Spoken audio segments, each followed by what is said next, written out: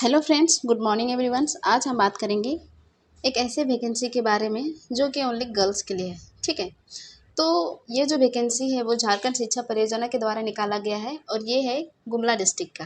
ठीक है, तो ये जो वैकेंसी आप यहाँ पे देख सकते हैं, ऊपर में लिखा हुआ है कि कस्तूरबा गांधी बालिका विद्यालय में शिक्षिकाओं लेखापाल सह कंप्यूटर ऑपरेटर के सिलेक्शन हेतु ये सूचना है। ठीक है, तो ये जो सिलेक्शन हो रहा है, तो मैं सबसे पहले बता देती हूँ कि ये जो सिलेक्शन होगा आपका अस्थाई होगा। यहाँ पे देख सकते हैं कि यहाँ पे कस्तूरबा गांधी बालिका विद्यालय में आपका अस्थाई सिलेक्शन होगा। आपका यहाँ पे किसी भी तरह का परमानेंटली जॉब नहीं है। ठीक है, यहाँ पे इसके रिक्त पदों के लिए आवेदन दिनांक वो आपका 24 सितंबर लास्ट डेट। इसका जो लास्ट डेट है दोस्तों, ये 24 सितंबर 2025 को 5 बजे के बाद क्लोज हो जाएगा। ठीक है, तो यहाँ पे बात करेंगे सिलेक्शन होने वाला है कितने क्लास तक। कक्षा 6 से 8 क्लास तक के लिए शिक्षिकाओं का यहाँ पे सिलेक्शन होगा।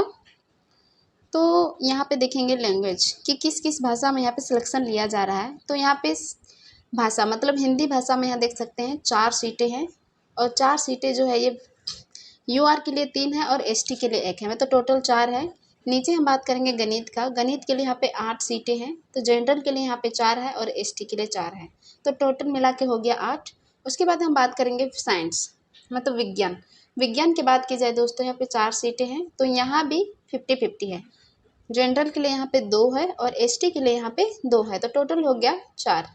उसके बाद यहाँ पे सामाजिक विज्ञान का यहाँ पे सिर्फ 1 सीटें हैं, यहाँ पे एसटी के लिए रखा गया है 1 सीटें हैं। ठीक है, उसके बाद शारीरिक शिक्षा। शारीरिक शिक्षा का मतलब होता है फिजिकल। ठीक है, कि व्यायाम एक्सरसाइज से लेकर या तो योगा भी हो सकता है या फिर कराटे भी हो सकते हैं, तो दोनों में से किसी एक को लिया जाएगा, तो हो सकता है किसी एक को लिया जाए। तो यहाँ पे देख सकते हैं दोस्तों, इसके लिए यहाँ पे जनरल को रखा गया है। लेखापाल सह कंप्यूटर ऑपरेटर महिला, तो यहाँ पे कंप्यूटर ऑपरेटर भी महिला होना चाहिए, यहाँ पे पुरुष को नहीं लिया जाएगा। और शारीरिक शिक्षा में जैसे योगा होता है उसके लिए भी यहाँ पे महिलाओं ही होना चाहिए। तो यहाँ पे लेखापाल और सह कंप्यूटर ऑपरेटर महिला के लिए यहाँ पे 2 सीटें रखा गया है। 1 सीटें हैं एसटी के लिए और 1 सीटें हैं यूआर के लिए, तो टोटल हो गया 20। तो यहाँ पे टोटल 20 वैकेंसी निकल 20 पोस्ट 20 पदों पे निकली है वैकेंसी। ठीक है, तो चयन हेतु क्या रखा गया है क्राइटेरिया, तो क्राइटेरिया यहाँ पे जानेंगे। तो यहाँ पे देख सकते हैं पॉइंट नंबर 1 में हिंदी भाषा और मतलब टोटल भाषा के लिए यहाँ पे। ठीक है, तो यहाँ पे देख सकते हैं कि किसी भी मान्यता प्राप्त बोर्ड विश्वविद्यालय से ग्रेजुएशन में 50% अंक होना चाहिए, मतलब 50% से उसको पास होना चाहिए, तभी वो इसके लिए मान्य होंगे। ठीक है, स्नातक। उसके बाद यहाँ पे सैलरी की बात करेंगे दोस्तों। यहाँ पे टोटल जो लैंग्वेज का यहाँ पे सिलेक्शन लिया जा रहा है उसके लिए यहाँ पे सैलरी जो है वो 15,840 है पर डे, 250 के हिसाब से। ठीक है, फिर यहाँ पे नीचे देखेंगे हम उसके साथ क्या होना चाहिए। ठीक है, यहाँ पे प्रशिक्षणिक अर्हता, यहाँ पे मान्यता प्राप्त बीएड भी होना चाहिए। ठीक है, उसके साथ साथ प्रशिक्षण में उतनी बैचलर मतलब बीएड भी होना चाहिए और उसके साथ साथ डिप्लोमा का डिग्री भी होना चाहिए। ये है फिजिकल के लिए।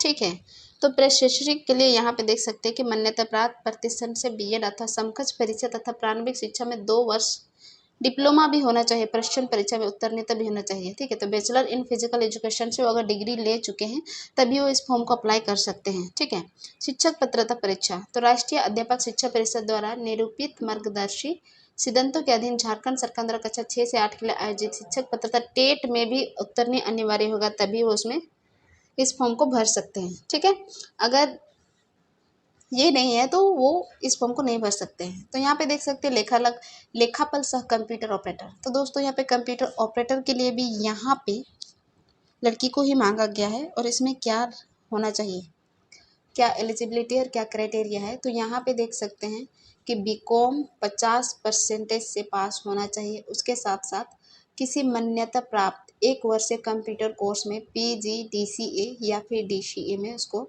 डिप्लोमा होना चाहिए। उसके साथ और क्या आना चाहिए, अंग्रेजी और हिंदी में टाइपिंग होना चाहिए, साथ ही टेली सॉफ्टवेयर का जानकारी होना भी बहुत ज़रूरी है।